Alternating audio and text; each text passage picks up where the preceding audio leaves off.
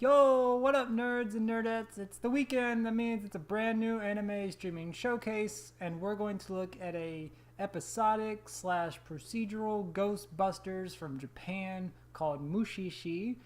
And we're going to do it a little bit different because if you remember a while back, I mentioned we were going to start going off script. Well, I prematurely am starting this because the script I originally had for this week's episode is at my work and I have zero access to it. So, irrelevant. We're going to hop into Mushi-shi, so strap in. Mushi-shi is set in the fictional 19th century of Japan between the Edo and the Meiji periods. And a part of this means Japan is a closed country, meaning it has closed off its borders completely to any foreign countries. China, US, England, you name it, nobody's getting in. But that's kind of irrelevant because the story focuses on Ginko. Ginko is essentially a Ghostbuster of Mushi. And what Mushi are little spirits. They can be evil, they can be good, they can be anything in between. But what they do is they're essentially the cause of any and all problems in society, big or small, a sickness, a disease, someone acting a little weird, someone acting a little murderous.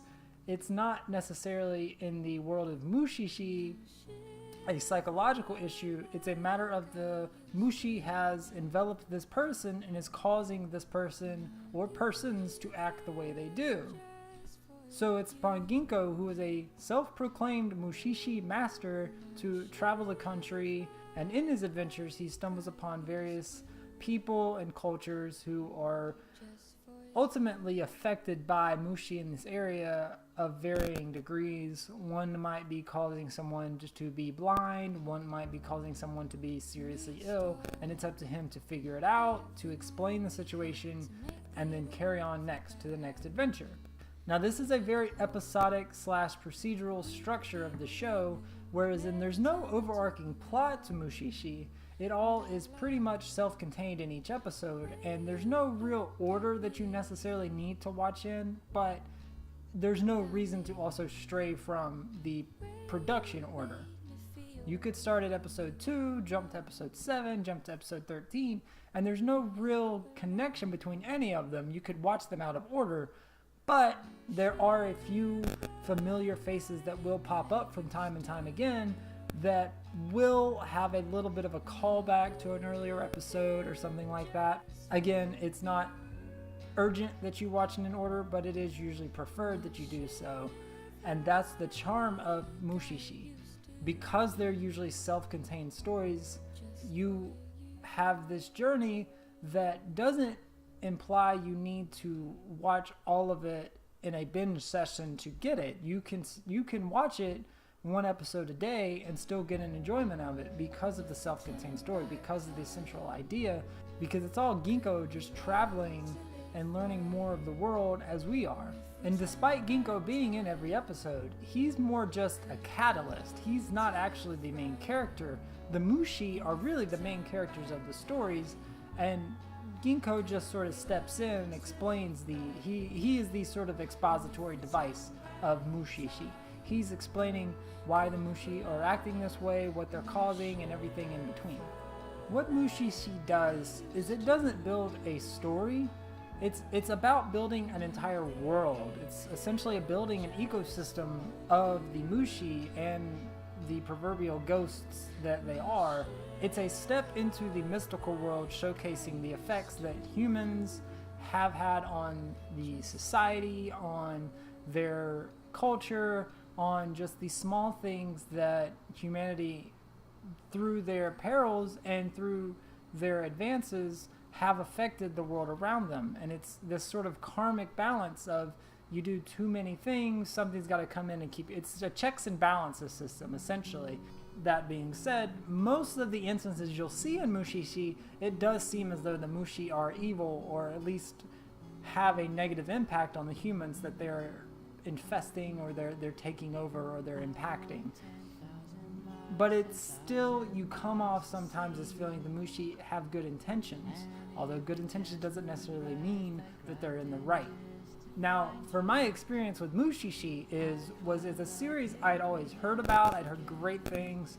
It was phenomenally rated on my anime list. It was a fantastic series, but I kept hearing it's episodic. And there is just one thing I hate about most shows, US, Japan, anything, is episodic procedurals, because there's usually no benefit to watching it.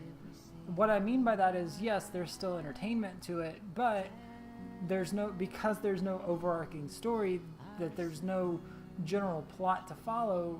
The point of the entire series is just these self-contained stories that can be very hit or miss. Luckily, I was way off about Mushi-shi, but because it is an episodic procedural, my idea that it was just going to be very hit and miss was way off, because every single episode of Mushi-shi is endlessly entertaining despite the idea of it. One episode, he stumbles upon a young girl who's blind, and already you can kind of see him immediately click of what he thinks is wrong, but there's still like 20 other minutes in the episode for you to figure it out and for him to go about solving the issue, and essentially, in a rather grotesque scene, pulling the mushi out of this eye socket of this girl so she's healed. Like, it's a pretty gnarly scene, but it's impactful in, one, the animation, and two, just in the resolving issue of, yes, it's god awful what they had to do to this little girl, but when you see that she has her eyesight back and she's completely healed, you're like, oh man, Ginkgo is an ultimate badass, and this series has some oomph to it. It has a little kick to it, and that's what really helps drive every episode. Is he gets here, he sees this, there's, it really follows a basic setup of anime, is premise, setup, drama, solution, credits. Like that's essentially every episode of Mushi-shi. And despite it being very sort of by the books, A, B, C, D, E, obviously you can go on the idea of like, that doesn't necessarily have to go in that particular order. And even if it is a very basic premise, as long as the writing and the acting and everything else is good, you can make something wonderful out of something mundane. Of course, just as good as Ginkgo may be, he's still not perfect, and he may not always come out on top being the good guy in these situations. He is a fallible man. He has his own problems, and he has his own reasons why he may not fully be able to fight off a Mushi infection. Usually, most endings will be a happy one, but every now and again they can get pretty dire, they can get pretty depressing. But that's the enjoyment of the show, is you think it's going to be all, every episode a happy ending, bright sunshine, rainbows, but it may not be, and there may be a thunderstorm on the horizon that comes in and just rains all the happiness away and brings in the dreariness. And additionally, because it's not an action-intensive show, the animation is usually very well reserved and is usually top-notch, because most episodes really stem from Ginkgo traveling, and most scenes involve him talking and dropping exposition, but they use that time in between to animate some of the most beautiful art that I've seen in an anime, especially of the last 10 years, because of the subtle production. Now, you look at something that has a high quality presentation, like something like the Fate Stay series or anything like that, and they're comparable, but for the different reasons.